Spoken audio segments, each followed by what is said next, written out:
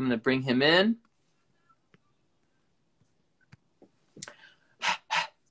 No, don't turn that way.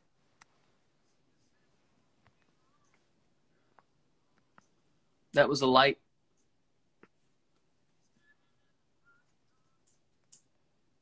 All right. We're looking for him. We're looking for him. Got him. Got him. Double got. Hello, hello. Hello, hello. What's going on? Hey, if you had to pick a song to be introduced to, what would it be? That's tough. A song to be introduced to. Yeah. You got me right there. I don't know. What did I listen to last night? Oh, you know, this is what I watched last night. I watched Top Gun. This is really weird. This is gonna completely throw people off. But I watched Top Gun for the first time last night. I've never seen Top Gun. That's fine. What's the song that they sing to her in the? You take my breath away. No, not that one. Not that one. What's the other one? And they sing to her at the bar. Oh, at the bar? They're all singing at the bar. Oh yeah, okay, but You don't remember what that is? Okay, we'll look it up. Anyways, the song that he sings at the bar is classic, and then all the top fighter pilots go and sing. I got the. Is it Hot Summer Nights? No, it's not Hot Summer Nights. Through the Fire. He's got it as well, yeah. Oh, Great Balls of Fire. No, no, I don't know if that's not my intro song. You've Lost Your Love and Feeling. This is a great yeah, song. exactly. You've lost your love and feeling 'cause it's so. Oh, I don't know why. It's a good Top Gun moment, and I wanted to bring it to this. So. This is still Brandon Flowers. Here we go. Well, you know what? Any Brandon Flowers song to be introduced to is okay by me.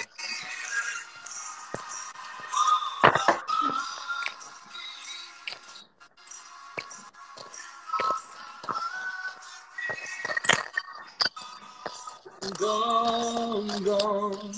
Whoa. Yeah. So. And I'm here. And you're here. So that's your intro. Do you have That's coffee my or intro. drinking coffee? Do what?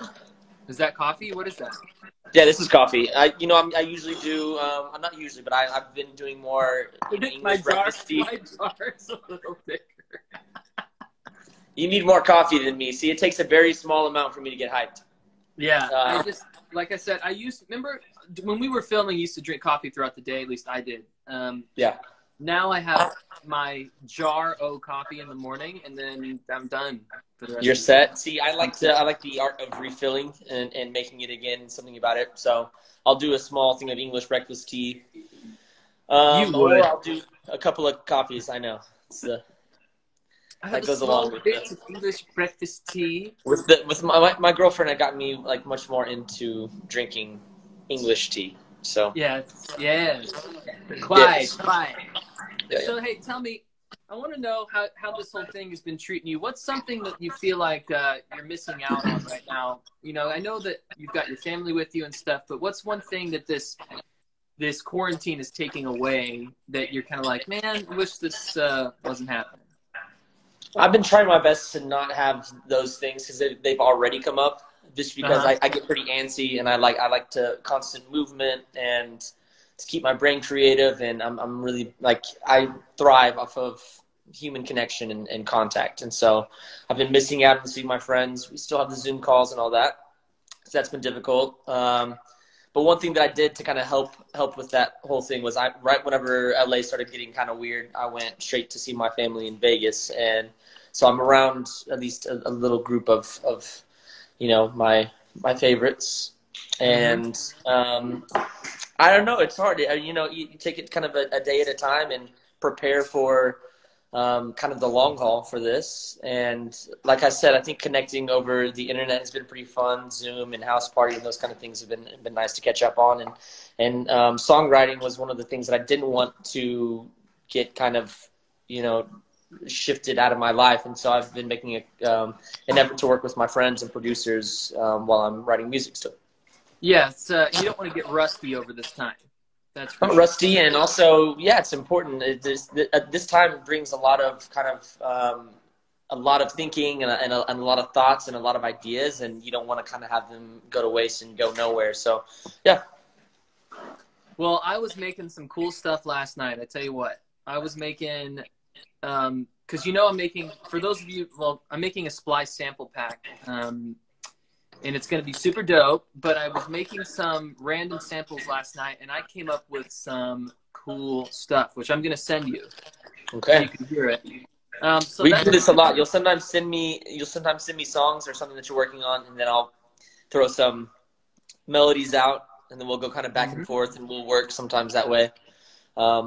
We still like to work together, still listen to each other's music. This is what I've learned about the difference between you and I, right? So okay. I'll go with me first. I tend to overshare. I overshare. Like when I make something, I want everybody to hear it. I want feedback.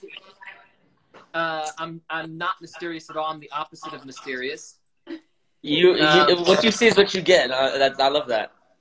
You, on the other hand, it's like I had to wait a long time to hear some Logan Henderson cuts when you first got started. Very, very secretive amongst your music, like about the things you're working on. Right. Very tight-lipped about it. So it's funny that we're good friends because we're so opposite in that way. I think it helps the dynamic, really. And I think so. Yeah. Yeah, I think it really helps the dynamic. Two tight-lipped people would never talk to each other. That's true. It's true. You guys would be sitting at a table like this. Logan's always like, Kendall, shut up. Kendall's like, no, but even with the music, it's not so much that I don't want to release. It's like sometimes I'm very thoughtful, so I definitely do a lot of thinking. Although sometimes it looks like there's nothing going on up there. I'm very thoughtful and methodical with kind of the way that I like to approach music and conversation, and also I like to listen a lot. I notice that I'm usually my best whenever I don't speak so much and I listen more. I've come to find that out. It took years to find that out, but yeah. Well, anyway, hey, so before there's a couple things I want to do before I let you go. Number one, if anyone's watching and they have a question for the two of us, send that in the questions thing. But I want to do this is good. I've done a few of these, and they always miss out on the questions. That's the whole reason why we're here. So I like to hear from everybody else and see how everybody else is doing. So before we do that, we'll let people type their questions. Before we do that, I have something I have called a series of Kendall with his arm around Logan. Okay. So here it is. Someone made that? Yeah. Okay. So here it is. It'll pop up on my screen. Here's the first one. Oh, there we go. It's not so fully in view, but. This isn't gonna work at all, man. No, I mean we see a little bit. We know what's going on. Wait. I mean, I think that's what happens whenever you're in a band with someone. There's lots of arm grabbing, lots of. I'm always wrapping around my dude Logan here. There we go. That one works. That's a good picture.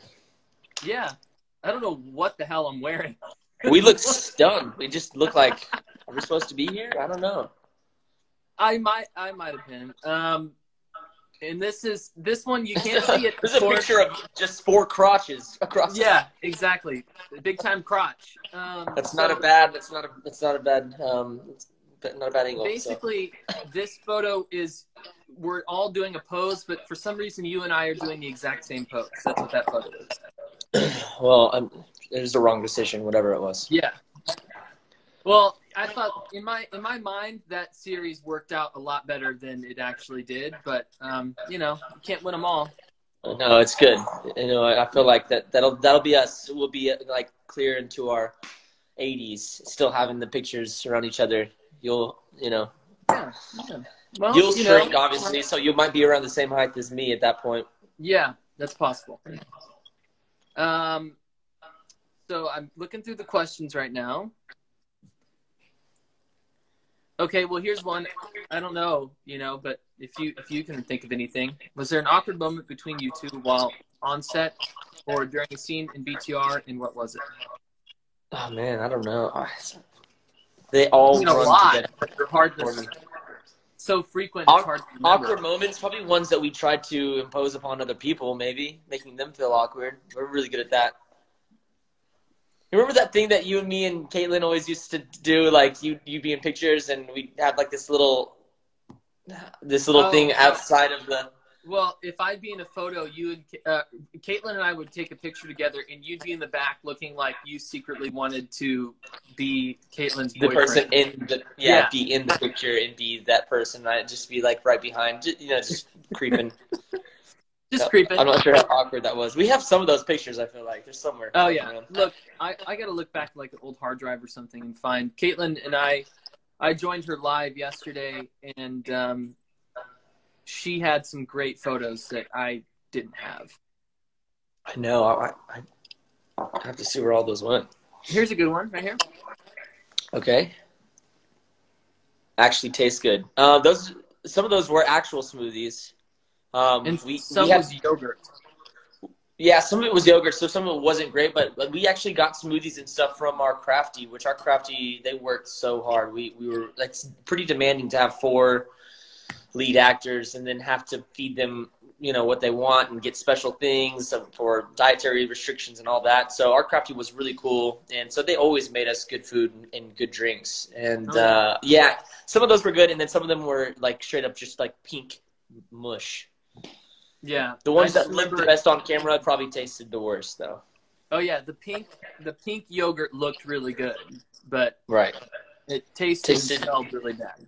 Not so good.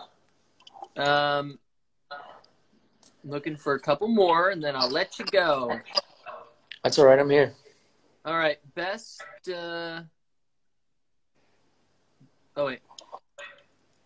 Best memory you guys have together.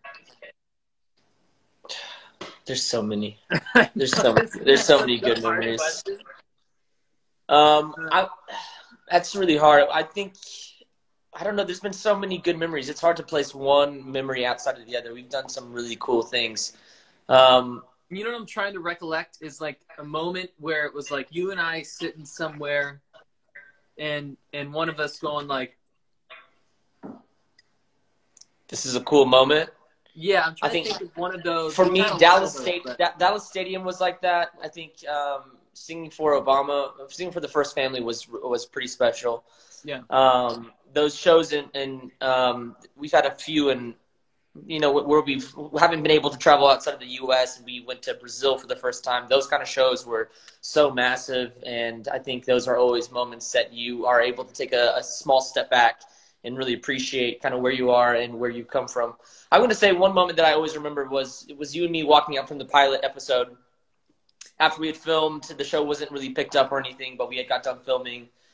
On our way to film, and being two kids from Texas, you're from Kansas, and not having any work experience really, and juggling different bands and trying to just get into the whole scene and do what you love and this whole craft, which can be very up and down sometimes. I remember us going, you think this is going to go? Like, do you think this is going to be a good project for us to be on? Do you think we're going to have a good time? And do you think it'll be picked up? And I think you were like, yeah, I think it's going to be pretty special.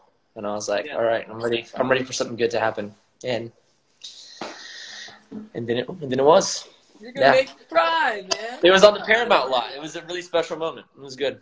That's nice. Well, plenty of more good times is what I say. You know what they say? When there's plenty of good times, you got to let it rhyme. What? You got to let it ride. Got to let it rhyme or ride? Yeah, you got to let it ride. I've never heard. I don't think I've ever heard anybody say that. When there's plenty of good times, you got to let it ride. That's what I always say. Okay. Yeah. Well. To more good times. Yeah. If you were, we'll do this last one. If you were the protagonist of an important movie, what would the plot be about? What are these questions? You guys are really like, my brain is just now starting to work. I like it. Listen, I've always wanted to play some type of weird character. You know, I don't know about a protagonist or whatever, but I've always liked characters with like certain tics and certain things that they do, like something that outside of what it would be normal for me or for you, but certain tics and certain things that you really have to kind of like watch someone. And I've always wanted to base a character off of someone that I see in, like somebody maybe that I know or something that I can pull from. So I would love to play. I'd like to play just kind of a weird oddball character. Yeah. Exactly. But yeah, Leonardo DiCaprio does this a lot. But a lot of the people that you see him play, a lot of them, they always have like a lot of weird quirks about them, and I kind of like that. He's like, it's the way of the future. With the future. With the future. 10 chocolate chip cookies, medium-sized chips, none too many around the outside. One of my favorite films, Aviator. I would to answer that question. I've always wanted to do something from a different time period. Be nice. Like not quite like caveman time period. I'm talking like 1600s to 1800s. Oh wow, way back. Well, so I guess 1600s to like 1950. Yeah. Because cool. I would do something based in the 50s. I would love to do something in like the Roaring 20s, like that type of time period. That would be cool. You know, we have a friend that we work out with, the fantastic Holt, who is on Mindhunter, and that's still technically a period piece, which would that would be a really cool thing to film. If anybody watches Mindhunter, it's fantastic. You guys should watch and pray for a third season. I would imagine that there's some people who are like, I was alive then. So yeah. I don't really feel like it's a period piece. Well, still technically a period piece. Yeah, all the cars, all the outfits are different, but that's such a great film. So something like that would be really cool. Well, buddy old pal, I really appreciate you joining me, and obviously in for a haircut soon. Yeah, I'm just gonna buzz mine off. There you go. Maybe I will too. Yeah. But I hope you have a wonderful day and you too, also man. Good to catch up with you. A great weekend. I know. What are you doing over the weekend? What do you have in store? Yeah. We're gonna make food every meal. That's good. Always important to have food for the meals. That's about it. You know what they say? Cool. No, I don't. When you're trying to make you know what they say when you're trying to eat food? Better have it on your plates. You know, whenever it's Easter, you gotta have a feaster. Yeah. And I'll leave you with that stupid ass comment. So dumb. Love you. Love to everybody. You know who's been checking in on this. So good to catch up, and I'll see you whenever all this mess is over. I'll see you when I see you. Alrighty. Bye, bud. Love you guys. Adios. Love ya. Well, that was great. Mr. Logan Henderson.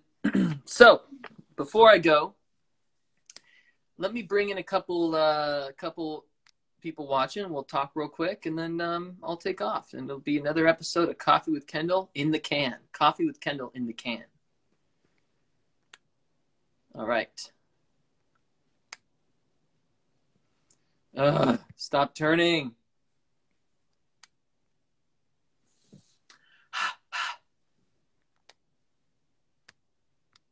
It's like, I don't understand this. Guys, help me out, everybody. Do something. All right. My phone is like, it's just when I touch the thing to bring people in, like nothing I'm touching is. Will you touch my phone? Yes. Okay. I'm trying.